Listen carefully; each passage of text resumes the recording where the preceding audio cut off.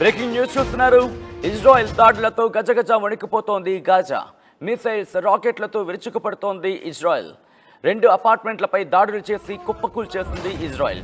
100 మందికి పైగా మృతి చెందారు. ఘటనలు 200 మందికి పైగా గాయాలయ్యాయి. ఇజ్రాయెల్ దాడులతో పిట్టల్లా రాలిపోతున్నారు గాజా ప్రజలు. కుప్పలుగా అక్కడ మృతదేహాలు దర్శనమిస్తున్నాయి. విజువల్స్లో మీరు చూస్తున్నారు. అయితే ఈ కథను మిమ్మల్ని కాస్త కలవరపరచచ్చు. అయితే మిమ్మల్ని కలవరపడకూర్చడం ఉద్దేశం కాదు, కానీ ఇటువంటి కథనాలు చూసినప్పుడు కాస్త కలవరపడకు గురే అవకాశం ఉంటుంది. కాబట్టి దీనికి సంబంధించి తగిన జాగ్రత్తలు తీసుకోవాలని చెప్పి ఆర్టీవీ సూచించడం జరుగుతోంది. ఒకసారి ఇజ్రాయెల్ గాజా మీద దాడి చేస్తుంది. గాజాలో అదిగో విజువల్లో మీరు చూస్తున్నారు. ఇజ్రాయెల్ దాడి చేసిన తర్వాత అక్కడ ఎటువంటి పరిస్థితి ఉంది అనేది ఒకసారి ఆ విజువల్స్ చూసే ప్రయత్నం చేద్దాం.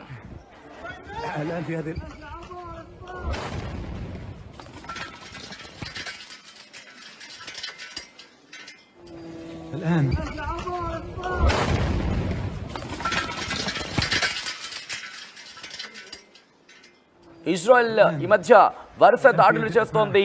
గాజా స్ట్రిప్, గాజా మీద ఇజ్రాయెల్ దాడులను వేగవంతం చేస్తుంది.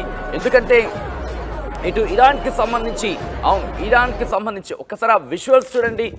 అక్కడ రాకెట్ల వర్షం కురుస్తుందనే చెప్పుకోవాలి. గాజాకు సంబంధించి కొద్ది రోజుల క్రితం అక్కడ ఒక స్కూల్ మీద దాడి చేస్తుందనే మాట విన్నాం. అంతకుముందు ఒక హాస్పిటల్ మీద దాడి జరిగిందనే మాట విన్నాం. అయితే వీటికి ఇటు ఇజ్రాయెల్ డిఫెన్స్ ఫోర్స్ ఏం చెప్తుందంటే ఒకటే మాట చెబుతోంది. స్కూల్స్ కావచ్చు, లేకపోతే హాస్పిటల్స్ కావచ్చు, వీటిని హమాస్ తమ స్థావరాలుగా మార్చుకొని అక్కడి నుంచి ఆపరేషన్స్ చేస్తోంది. అందుకే వాటి మీద మేము దాడి చేస్తున్నామంటూ కూడా ఇజ్రాయెల్ చెబుతోంది. లెఫ్ట్ సైడ్ బాక్స్లో మీరు చూస్తున్నారు. ఏదో సాధారణంగా దీపావళికి సంబంధించి మనకి ఇలా మినుమిట్లు గొలిపే అటువంటి సినారియో చూస్తాం, కానీ అది అలాంటిది కాదు.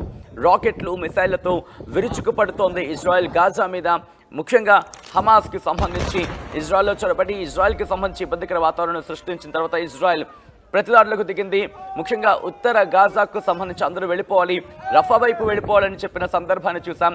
ఈ నేపథ్యంలోనే అక్కడ శరణార్థి శిబిరానికి, అంటే దక్షిణ గాజాకు సంబంధించి కొంచెం ముందున శరణార్థి శిబిరం ఉంటుంది. ఈ నేపథ్యంలో అక్కడ ఇన్ఫ్యాక్ట్ శరణార్థి శిబిరానికి సంబంధించి అక్కడ వెళ్ళిపోవాలి, ఇన్ఫ్యాక్ట్ గాజాని విడిచిపెట్టి వెళ్ళిపోవాలనే సందర్భాన్ని కూడా చూసాం. కానీ అటుకు సంబంధించి మిగిలిన దేశాలు, అంటే రఫా బార్డర్ దగ్గర అటువైపు నుంచి ఎవ్వరూ కూడా అనుమతించని పరిస్థితి. ఇన్ఫ్యాక్ట్ ఆ నేపథ్యంలోనే ఇప్పుడు ప్రమాదకర పరిస్థితి తలెత్తిందంటే కనుక అవునైన మాట వినిపిస్తుంది. ఒక్కసారి ఆ విజువల్స్ చూద్దాం, ఆ తర్వాత మళ్ళీ ఇన్ డీటెయిల్గా మాట్లాడుకుందాం.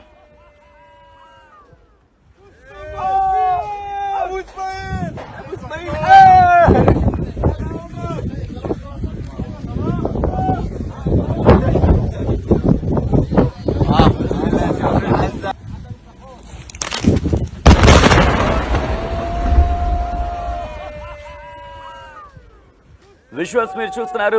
అదిగోండి అక్కడ చూడొచ్చు మీరు. ఇజ్రాయెల్కి సంబంధించి defence force, correct me if I'm wrong, వాళ్ళు అక్కడ దాడి చేస్తున్న తర్వాత, అక్కడ దాడి జరిగిన తర్వాత వాళ్ళ వికటట్టహాసం మనం చూడొచ్చు. అయితే ఈ అంశానికి సంబంధించి మాత్రం ఇంకా క్లియర్ కట్గా ఇంకా ముందుకు వెళతామంటూ చెప్పిన సందర్భం. హమాస్ ఇజ్రాయెల్లోకి చొరబడి దాడి చేస్తుంది. ఆ తర్వాత ప్రతీకార దాడులకు ఇజ్రాయెల్ దిగుతూనే ఉంది. ఉత్తర గాజా నుంచి గాజాలోకి ఎంటర్ అవుతున్నామంటూ ఆ దాడి నేపథ్యంలో దాదాపు 7 ఏడాది క్రితం మాటనే చెప్పుకోవాలి. అక్కడి నుంచి ఎక్కడ కూడా గాజా మీద తమ దాడులను తగ్గించినది ఇజ్రాయెల్ రోజు రోజుకు పెంచుతూనే ఉంది. ఈ నేపథ్యంలో అక్కడ పరిస్థితులు ఎలా ఉన్నాయో చూసాం. పాలస్తీనియన్కి సంబంధించి అక్కడ పరిస్థితులు మారుతున్న నేపథ్యంలో మరి ముఖ్యంగా గాజా ప్రజలకు సంబంధించి అక్కడ హమాస్ని తుదిముట్టించడమే లక్ష్యం అంటూ కూడా ఇప్పుడు చెప్తున్న పరిస్థితి. ఈ నేపథ్యంలోనే ఇరాన్కి సంబంధించి హమాస్ నేతను హమాస్ నేత ఇరాన్లో ఉన్నప్పుడు కీలక నేత, ఆ వ్యక్తి అక్కడ ఉన్నప్పుడు ఇటు ఇజ్రాయెల్ దాడి చేస్తుంది ఇరాన్లో, ఆ వ్యక్తిని హతమార్చింది. ఈ నేపథ్యంలో ఇప్పుడు ఉద్రిక్తతలు పెరిగాయి.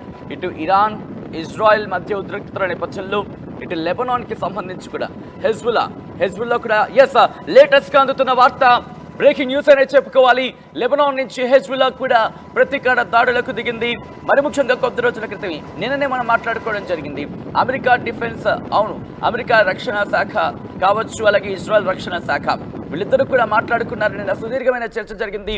మరి ముఖ్యంగా అమెరికాకు సంబంధించి కొన్ని యుద్ధ నౌకలు కావచ్చు, ఇటు యుద్ధానికి సంబంధించి ఎటువంటి పరిస్థితులు ఎదురైనా వాటిని రక్షించే విధానానికి సంబంధించి ఇటు రెండు దేశాల మధ్య తీవ్రమైన చర్చలు జరిగాయి. హమాస్కి సంబంధించి దాడులు తీవ్రతరం చేసేలోపే ప్రతీకార దాడులకు అక్కడ ఇజ్రాయెల్ దిగింది అన్న మాట వినిపిస్తోంది. ఇజ్రాయెల్ సంబంధించి ఒకటే అంటోంది, హమాస్ని పూర్తిగా తుదిముట్టించడమే మా లక్ష్యం అంటూ చెబుతున్న నేపథ్యంలో ఇప్పుడు మళ్ళీ గాజాలో అటాక్స్ని ఇంకా తీవ్రతరం చేస్తుంది ఇజ్రాయెల్. ఈ నేపథ్యంలో ఇక్కడ పూర్తిగా పరిస్థితులు మారిపోతున్నాయి.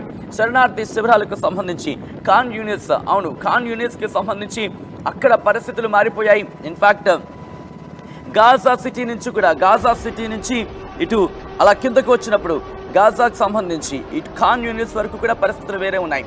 ఇన్ఫ్యాక్ట్ ఖాన్ యూనిస్కి సంబంధించి శరణార్థి శిబిరాలకు సంబంధించి అక్కడ ఉన్న పరిస్థితి. కానీ ఇప్పుడు ఎక్కడా కూడా, ఎందుకంటే ఈజిప్ట్ కూడా ఎక్కడ అలౌ చేయట్లేదు. అక్కడ రఫా బోర్డర్ ఉంటుంది, రఫా క్రాస్ చేస్తే ఇటు వీళ్ళు ఈజిప్ట్లోకి వెళ్ళే అవకాశాలు ఉంటాయి. ఇలా కొన్ని ప్రాంతాలకు సంబంధించి ఇక్కడ ఎవరూ కూడా గాజా ప్రజలని ఇటువైపు రానివ్వని పరిస్థితి కనిపిస్తోంది. ఈ నేపథ్యంలో పరిస్థితులు అక్కడ మారుతూ ఉన్నాయి, భిన్నంగా మారుతూ ఉన్నాయి. అక్కడ హాస్పిటల్స్ మీద ఇజ్రాయెల్ దాడి చేస్తోంది, దాంతోపాటు స్కూళ్ళ మీద దాడి చేస్తోంది ఇజ్రాయెల్.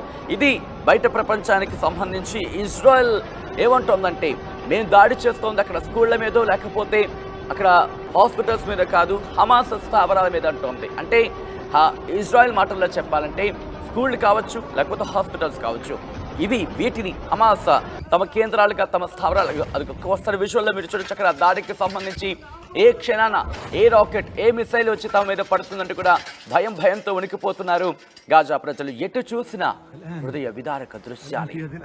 ఇజ్రాయెల్ దాడులతో ఇప్పటి వరకు 1.8% మంది గాజా ప్రజలు మృతి చెందారంటే అక్కడ ఎటువంటి పరిస్థితులు ఉన్నాయో అర్థం చేసుకోవచ్చు.